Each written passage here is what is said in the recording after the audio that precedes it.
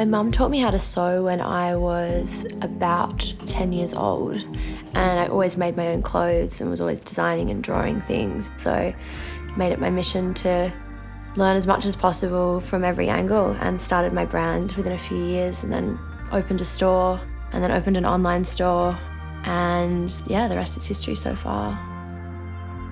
I would describe my brand as being bold, left of centre, very colourful.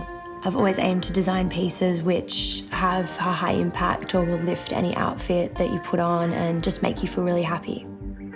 My day of note would be when I decided to stop doing clothing and move exclusively into accessories. I never thought I'd end up being a sunglasses designer, but I couldn't be happier, and I think this is my true calling.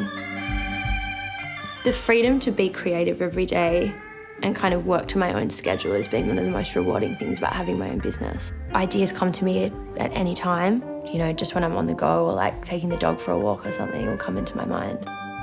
I've always loved bags and sunglasses and accessories. I just never thought that I could do it. My advice to anyone is have the courage to just change, adapt, move on to the next thing, because you never know what that next thing will be and how much you could actually really, really love it.